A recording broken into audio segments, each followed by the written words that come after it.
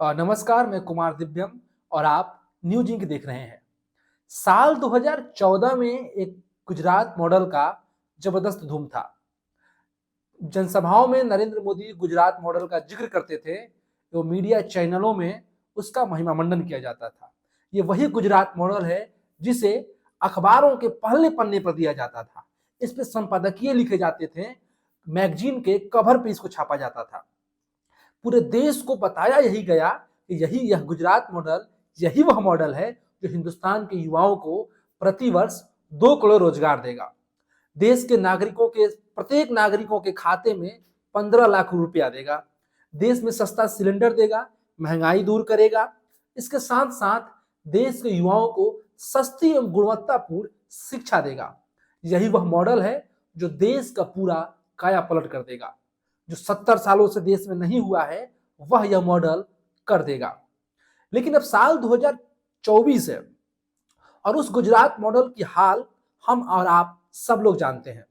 अब इस साल 2024 में एक और मॉडल है और वह है सत्ता का बिहार मॉडल। यह वही बिहार मॉडल है जहां लोगों को नौकरियां बांटी जा रही है। यह वही बिहार मॉडल है जहां लोगों को मानदेय बढ़ाए जा रहे हैं। बिहार में महागठबंधन की सरकार है और इस महागठबंधन की सरकार में कांग्रेस है। इस महागठबंधन की सरकार में वामपंथी पार्टियां हैं। इसमें राजद और जदयू जैसे समाजवादी धड़े की पार्टियां हैं। यह एक ऐसा मॉडल है जिसका कहीं कोई जिक्र नहीं है।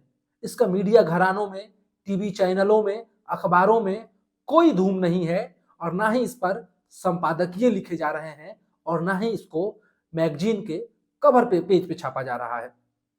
सवाल यही है कि जब देश के भीतर भारी बेरोजगारी है, जब देश के भीतर महंगाई है, सिलेंडर महंगे मिल रहे हैं, पेट्रोल और डीजल के दाम महंगे हो गए हैं, उस दौर में एक ऐसा राज्य जो 2.5 लाख से अधिक शिक्षकों को नौकरी देता है, आशा कार्यकर्ताओं का मानदेय बढ़ाता है, सिपाहियों की भर्ती करता है, नर्सों की भर्ती करता है, तो यह बिहार मॉडल सिर्फ विकास का एक बिहार मॉडल नहीं है।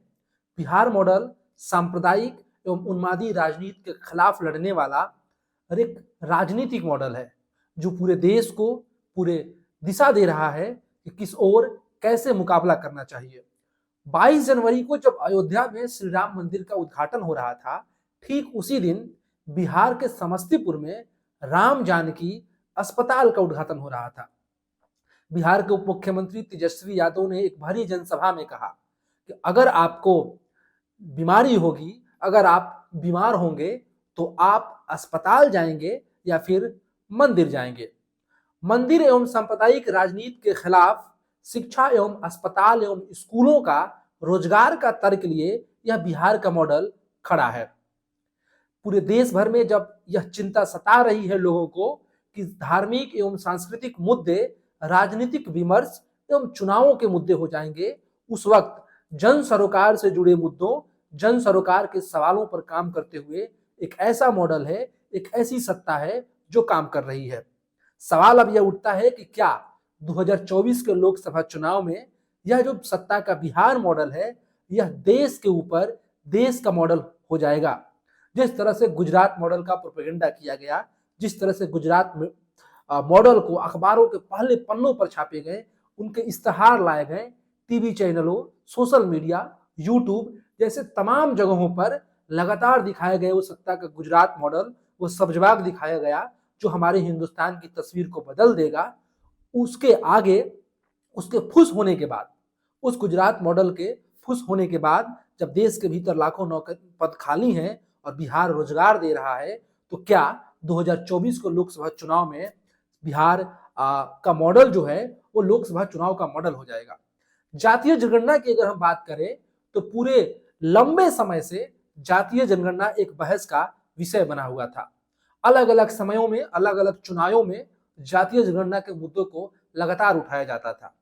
लेकिन यही सत्ता का बिहार मॉडल महागठबंधन की सरकार ने बिहार में जातीय जनगणना कराकर एक नई नजीर पेश की, जिसको लेकर के कांग्रेस पार्टी जो बिहार में भी सत्ता की हिस्सेदारी में है, देश भर में और राहुल गांधी अपने तौर पर अपने कांग्रेस के विकास मॉडल का हिस्सा बनाने और अपने प्रचार और एजेंडे का हिस्सा बनाने को लेकर के पूरे देश भर में घूम रहे हैं।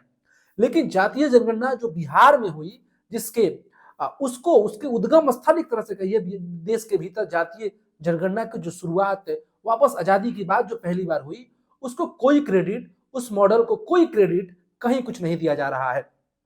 तो सवाल फिर यही खड़ा होता है कि देश के भीतर अब युवाओं को क्या ये लगने लगा है, क्या युवाओं इस बात पर विश्वास कर रहे हैं कि देश बिहार के भीतर जो सरकार है, जो इंडिया अलायंस के हिस्सा भी है, जो इंडिया अलायंस की नेतृत्वकारी शक्तियों में से है, देश में लगातार खाली पड़े पदों पे भर्ती आएगी तो लाएगी।